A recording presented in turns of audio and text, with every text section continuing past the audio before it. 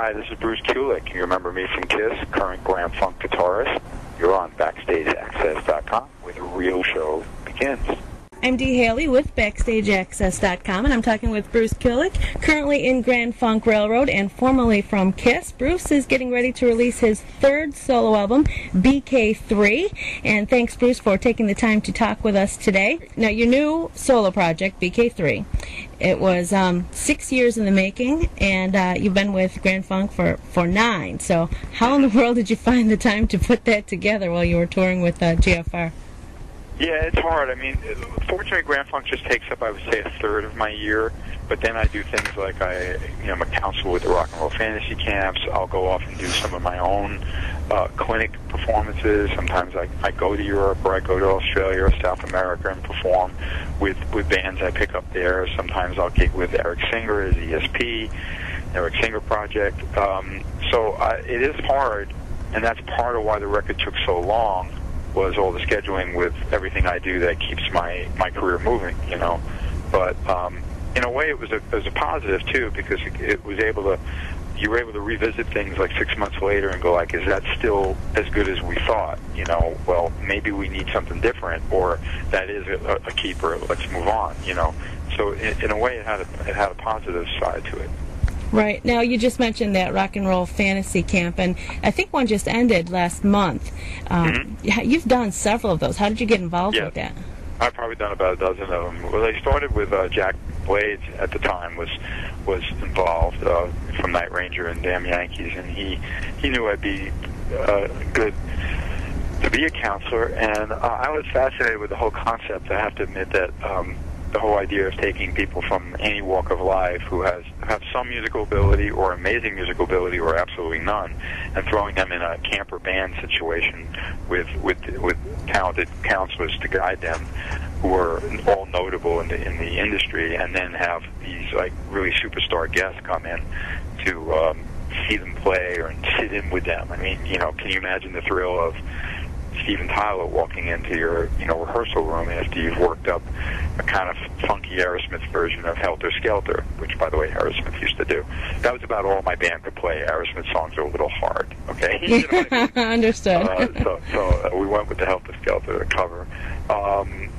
It's just remarkable. And then I've had so many really, really wonderful highlights, because I have my heroes, too, from John Anderson, the singer of Yes. For me to, watch him sing and play a song and jam in front of me is just, great. Me actually being part of a metal trio with Jack Bruce from Cream, and Simon Kirk from Bad Company on drums, and doing White Room and Sunshine of Your Love. I mean, when I saw some footage of that, I went out of my mind. I was crying. I was so moved by that, But the camp is a wonderful thing, and people really, what they get out of it, I'm never sure what expectations they have, but they all leave the camp blown away,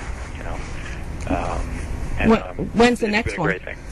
Is there? Do you have I believe there's some coming up in February, I know I have already a Grand Funk gig during some of it, but I think he's doing like a 3-day and a 5-day, so maybe I'm only involved with the 3-day. I'm not sure, but I'm going to do my best to be there. I really always enjoy being there, and it's been great. In fact, this year with Ace being one of the guests, so that my KISS connection to him, and then Meatloaf was the other guest, and I backed him up back in the original Bat Out of Hell tour, so that was very, very interesting. That sounds really cool. Now, I have actually just started playing guitar, because I actually won a guitar. But my brother's been a guitarist for years and years and years. But he's funny. I always ask him to show me stuff, and he just shakes his head when I try to play something. So is it true that I could really go to a fantasy camp with such limited knowledge? Yeah. The only song I can play is Smoke on the Water. I know what you mean. Look, I had this woman, Angela, who was absolutely gorgeous, but her dream was to meet Meatloaf, and Meatloaf was at the camp, so she signed up, and she only had 6 bass lessons before the camp, okay? And to be quite honest, not everything that the camper band needed to do was going to be easy for her, but I was able to teach her how to play Cold Gin, okay, so that when Ace came in, he can play,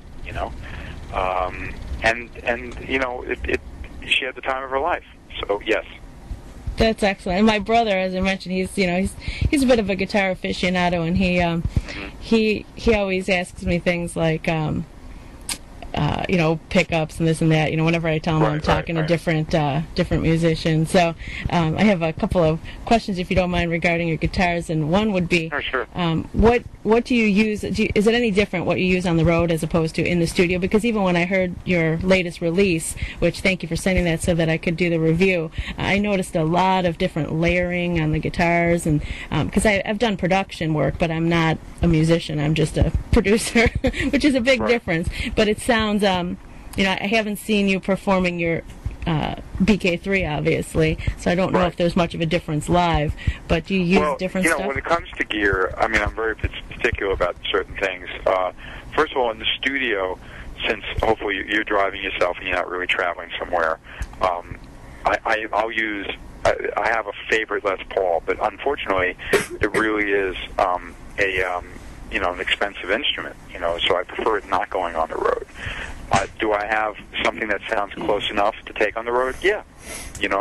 So the only difference is I'm really blessed with a lot of very, very great instruments from all the manufacturers that I like to use, but I try to just keep the road ones as being like, all right, God forbid the truck ran off the road and was in a terrible accident and everything was destroyed. Did I lose something really, really precious to me? That's all. And all the guitars mean something to me, but I'm more, specific about the touring ones. I remember even an odd thing happened years ago when I was in KISS. There was an audit, which had something to do with, something else that was being claimed by my ex-wife at the time, but they take apart everything, right?